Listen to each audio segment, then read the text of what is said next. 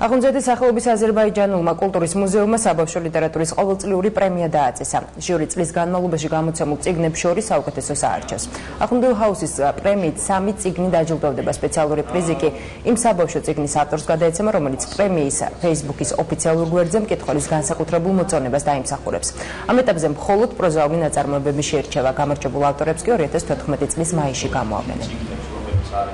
პროზა შემთხვევაში ლიბჯეს მხარეს, ლიბჯეს ეკნება ძალიან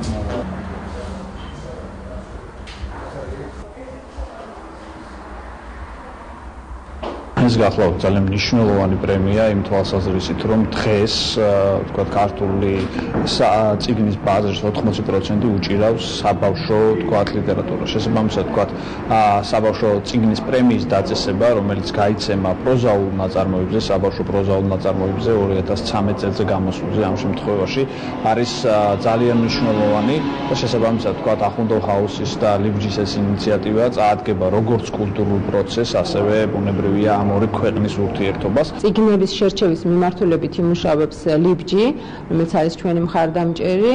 ჩვენ გვეყოლება 3 საპრიზო ადგილი, პირველი, მეორე და მესამე, რომლებსაც ახუნდელ ჰაუსისგან გაეცემა შესაბამისი დიპლომები და ასევე ფულადი პრიზები.